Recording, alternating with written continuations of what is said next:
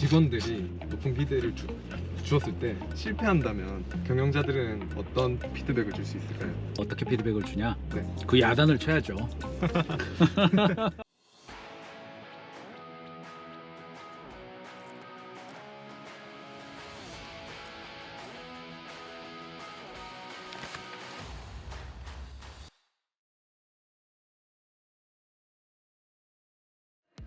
반갑습니다. 로빈 코치 김경민입니다. 오늘은 제가 현장을 가는데 오늘 가는 현장은 이제 OKR 파티를 진행하고 우리나라의 식품 제조, 유통, 뭐 매출 규모로 치면 이제 중견 기업 정도 되는 곳이죠. 그쪽에 가서 OKR 파티의 지식 공유, 그리고 성과 공유, 그리고 다음 3개월에 대한 계획 이런 것들 하는 게 이제 OKR 파티잖아요. 그래서 거기 가서 오늘 주제는 뭐 스토리텔링과 그리고 이제 고객 만족의 순간의 힘에 관련된 강의 콘텐츠를 가지고 갈 겁니다. 여기는 지금 2년차가 접어들었기 때문에 기본적인 강의들은 함께 나누었고 어떻게 성과 확대할 건지. 사랑합니다. 감사합니다. 저 브이로그 찍는 겁니다. 여기 나오면 나오는 거예요. 자, 전 읽어봅시다. 네, 저희 방송국 쪽 같이 일하는 MD팀인 것 같네요. 네, 일단 여기서 끊고 뭐 일반적으로 이제 OKR 컨설팅을 할 때 컨설턴트가 현장 나가 있으면 스프린트 미팅이나 부스팅 미팅 혹은 뭐 코칭, 그다음에 교육, 그다음에 일부 아이디에이션 이런 것들은 컨설턴트가 하죠.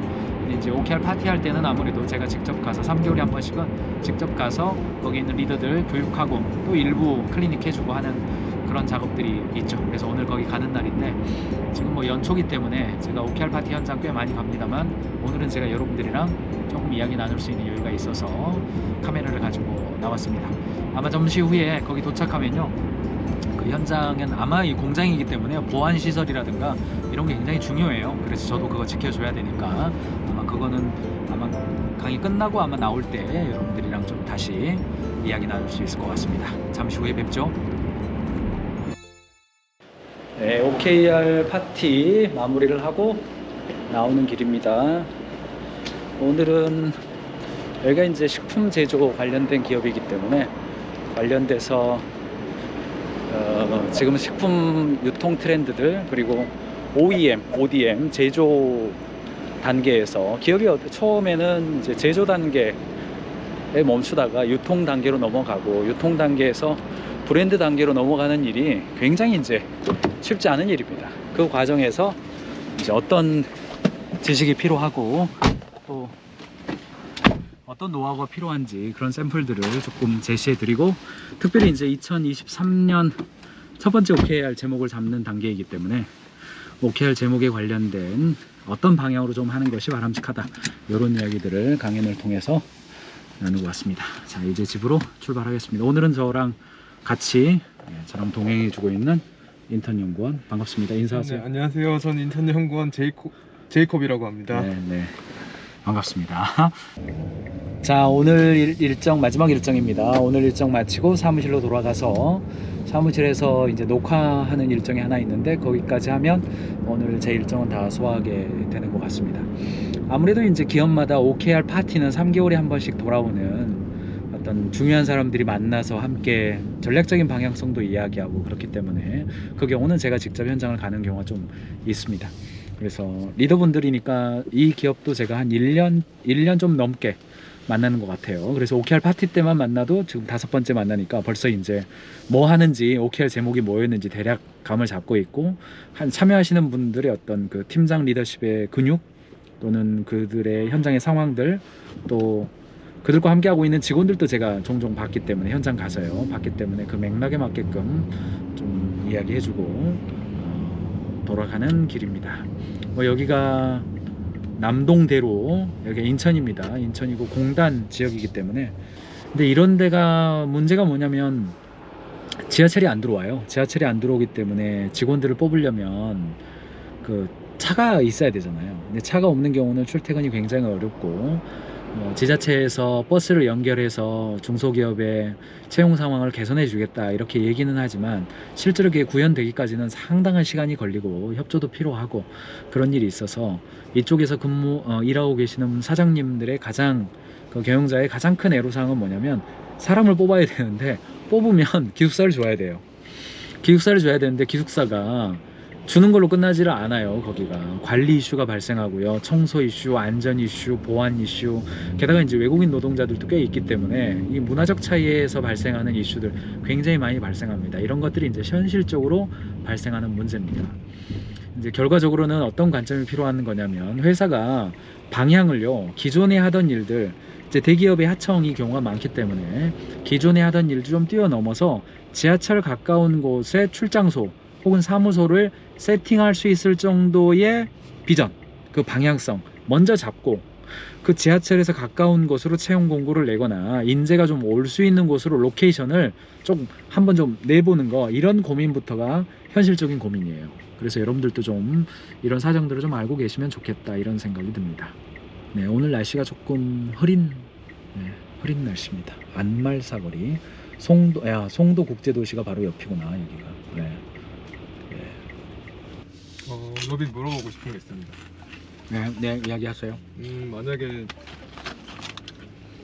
바나나킴 먹어야 되는데. 이야기하세요. 네, 고향의 순간에서 고향 아까 강의했던 거. 네. 직원들에게 높은 수준의 기대와 이제 무한한 지지를 경영자들은 보내주어야 한다고 말씀하셨잖아요. 그렇죠. 그러면 직원들이 높은 기대를 주었을 때, 또 지지를 주었을 때 실패한다면 경영자들은 어떤 피드백을 줄 수 있을까요? 실패했을 때 어떻게 피드백을 주냐? 네. 그 야단을 쳐야죠. 근데 이제 야단과 격려는 같은 말이에요, 이게. 그냥 쉽게 표현을 하자면 실패를 통해서 배우지 못하면 실패를 또 하는 거잖아요. 네. 그러니까 첫 번째 실패가 그게 자산이 될 수 있도록 그 실패를 통해서 그 안에서 너무 심각해 있다 이거 지금. 그러면 약간 격려 컨셉으로 대화해요, 저 같은 경우. 그 과정을 통해서 얻은 건 이런 거지 않냐. 그런 걸 얻었기 때문에 다음에 할 때에는 그걸 기반으로 해서 반드시 잘할 것이다. 이렇게 좀 격려를 해주고, 어떤 경우는 실패를 좀 뭐라고 해야 되나, 이게 별로 뭐 대수롭지 않게 생각해. 큰 돈을 좀 해놓고도 그 정도로 배웠으면 되는 거 아닙니까? 뭐 이렇게 하면 그때는 불러놓고 지금 그 실패가 얼마나 많은 기회비용을 날린지 아냐. 이거는 지금 1,000만 원 손실이 아니라 1억 손실이다, 막 이렇게 좀 심각하게 좀 얘기를 해서 그 안에서 정말 진지한 교훈을 얻을 수 있도록 좀 하는 편이에요. 그러니까 격려와 질책은 동전의 양면인데 상대의 상태에 따라서, 그 직원들의 상태에 따라서 어느 쪽에 조금 비중을 주느냐, 그렇게 좀 이렇게 좀 가르는 편이에요. 정말 제대로 진짜 중요한 건 뭐냐면 실패가 실패로 남으면 두 번째 실패, 세 번째 실패가 되는 것이므로 그 지나간 과거는 못 바꾸니까. 그러므로 그 친구가 그 과정을 통해서 노하우나 지식과 자산을 쌓고 다음에 그 일을 할 때보다 더 잘하도록 그 자산을 얻어야 되잖아요, 리더 입장에서는. 맞습니다. 그래서 열은 받지만 뒤축으로 꾹 눌러서 참고 격려도 하고 또는 질책도 하고 그런 겁니다. 포커스는 그걸 통해서 어떤 자산을 얻었느냐가 핵심이에요. 어떤 자산을 얻었는지. 네.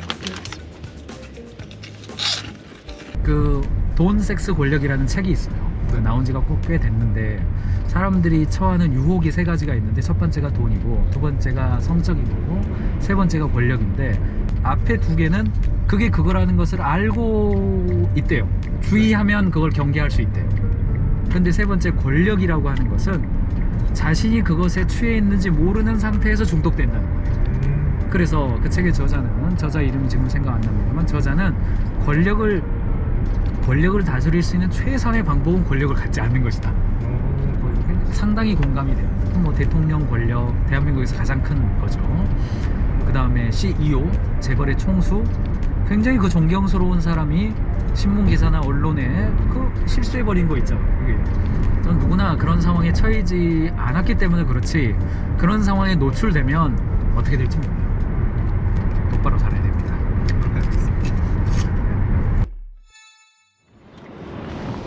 네, 이제 오늘 하루 일정을 마무리를 하고 이제 저희 방송국으로 복귀하는 일정입니다. 오늘은 OKR 파티 현장 방문, 오전에는 내부 일정이었고요. 오후에는 제가 현장 방문 다녀왔고요.